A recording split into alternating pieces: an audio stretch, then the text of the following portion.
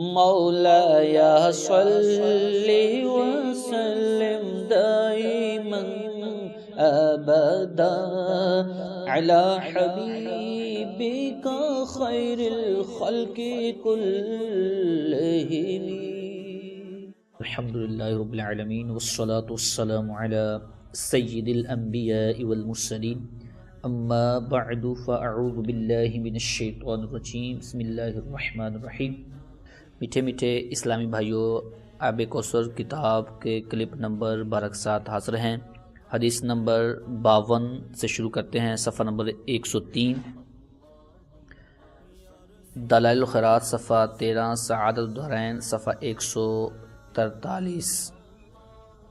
بعض صحابہ کرام رضی اللہ تعالی عنہم نے فرمایا، جس مجلس میں سید عالم صلی اللہ تعالی علیہ وآلہ وسلم پر درود پاک پڑھا جاتا ہے، اس مجلس سے ایک نہایت پاکیزہ خوشبو مہکتی ہے جو کہ آسمانوں کی بلندیوں تک جاتی ہے۔ اس پاکیزہ خوشبو کو جب فرشتے محسوس کرتے ہیں تو کہتے ہیں زمین پر کسی مجلس میں رسول اکرم صلی اللہ تعالی علیہ وآلہ وسلم پر درود پاک پڑھا جا رہا ہے۔ صلی اللہ تعالی علیہ وعلی آلہ وصحبہ واولیاء امتہ وعلماء ملتہ الی یوم الدین فالحمدللہ رب العالمین۔ اس حدیث پاک کی شرح میں بعض عشاق نے فرمایا کہ نبی کریم صلی اللہ تعالی علیہ وآلہ وسلم اطیب الطیبین و اطہر الطاہرین ہیں، لہٰذا جب کسی مجلس میں حضور کا ذکر شریف ہوتا ہے اور درود پاک پڑھا جاتا ہے تو حضور اکرم صلی اللہ تعالی علیہ وآلہ وسلم کی خوشبو مبارک کی وجہ سے وہ مجلس معطر ہو جاتی ہے اور اس کی خوشبو آسمانوں تک پہنچتی ہے، اور اولیاء کرام جنہوں نے ملکوت کا مشاہدہ کیا ہے وہ بھی اس پاکیزہ خوشبو کا ادراک کر لیتے ہیں جیسا کہ فرشتے کر لیتے ہیں۔ اور بعض اولیاء کاملین جب اللہ تعالیٰ کا اور اس کے پیارے حبیب صلی اللہ تعالی علیہ وآلہ وسلم کا ذکر پاک کرتے ہیں تو ان کے سینے سے ایسی خوشبو مہکتی ہے جو کہ کستوری اور عنبر سے بھی بہترین ہوتی ہے، لیکن ہمارے ذوق اور وجدان دنیا کی حرص و ہوا کی وجہ سے بدل چکے ہیں، اس لیے ہم اس نعمت سے محروم ہیں۔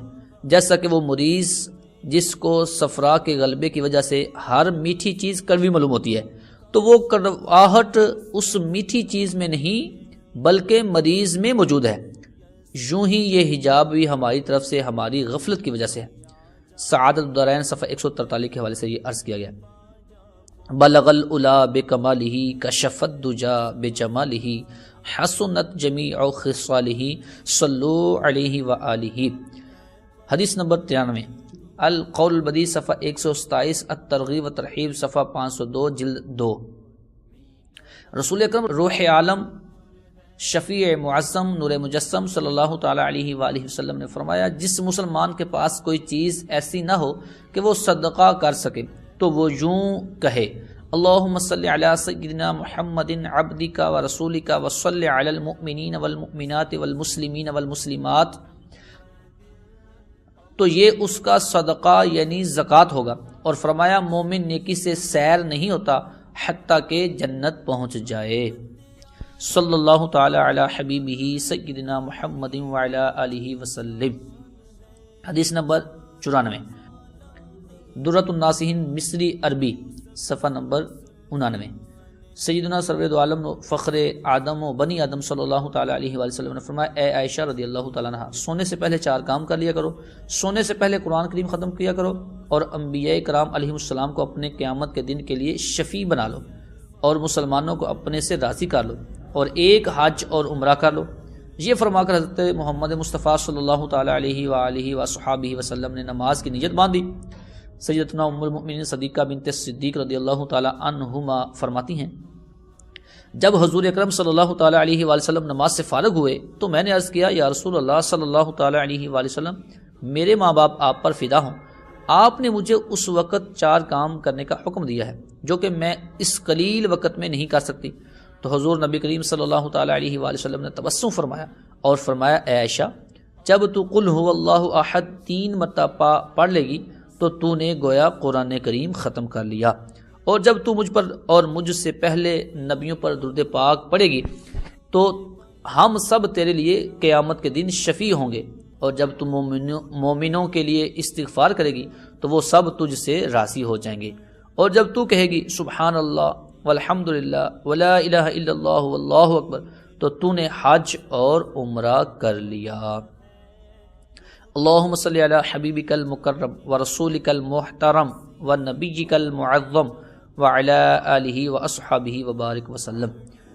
حدیث نمبر 95، سعادت دارین صفحہ 62۔ رسول اللہ صلی اللہ تعالیٰ علیہ وآلہ وسلم نے فرمایا، جب لوگ قبروں سے نکلیں گے تو میں سب سے پہلے نکلوں گا، اور جب لوگ جمع ہوں گے تو میں ان کا قائد ہوں گا، اور جب سب خاموش ہو جائیں گے تو میں ان کا خطیب ہوں گا، اور جب لوگ حساب کے لیے پیش ہوں گے تو میں ان کا شفیع ہوں گا، اور جب سب نا امید ہوں گے تو میں ان کو خوشخبری سناؤں گا، اور قیامت کا جھنڈا اس دن میرے ہاتھ میں ہوگا، اور جنت کی چابیاں میرے ہاتھ میں ہوں گی، اور میری عزت دربار الہی میں سب بنی آدم سے زیادہ ہوگی، اور میں فخر سے نہیں کہتا۔ میرے گردا گرد 1000 خادم پھریں گے جیسا کہ وہ موتی ہیں چھپائے ہوئے، اور کوئی دعا نہیں مگر اس کے اور آسمان کے درمیان ایک حجاب یعنی پردہ رکاوٹ ہے، تا وقت کہ مجھ پر درود پاک پڑھ لیا جائے، اور جب مجھ پر درود پاک پڑھ لیا جائے تو وہ پردہ پھٹ جاتا ہے اور دعا اوپر کی طرف قبولیت کے لیے چڑھ جاتی ہے۔ اللہم صلی وسلم علی حبیبک محمد وعلی آلہ واصحابہ وسلم۔ مولا صلی وسلم دائما ابدا علی حبیبک خیر الخلق کلہم۔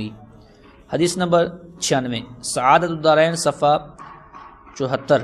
رسول اکرم شفیع اعظم رحمت دو عالم صلی اللہ تعالیٰ علیہ وآلہ وسلم نے فرمایا، تم مجھے مسافر کے پیالے کی طرح نہ بنا لو۔ دربار نبوت میں عرض کیا گیا، حضور مسافر کا پیالہ کیسے ہوتا ہے؟ تو حضور نبی کریم صلی اللہ تعالیٰ علیہ وسلم نے فرمایا، مسافر جب ضروریات سے فارغ ہوتا ہے تو وہ اس پیالے میں پانی ڈال دیتا ہے، زاں بعد اگر اسے ضرورت محسوس ہوئی تو اس سے پانی پی لیا، ورنہ پانی کو گرا دیتا ہے۔ تم ایسا نہ کرو، بلکہ جب دعا مانگو تو اس کے شروع میں بھی مجھے رکھو، اور درمیان میں اور آخر میں بھی۔ صلی اللہ علی النبی الامی الکریم وعلی آلہ واصحابہ وسلم۔ فائدہ: جب رب العالمین سے دعا مانگو تو بغیر وسیلے کے نہ مانگو، بلکہ بار بار اس کے دربار میں اس کے پیارے حبیب صلی اللہ تعالیٰ علیہ وسلم کا وسیلہ پیش کرو اور درود پاک پڑھو۔ حدیث نمبر 97، نزہۃ المجالس صفحہ 108 جلد 2۔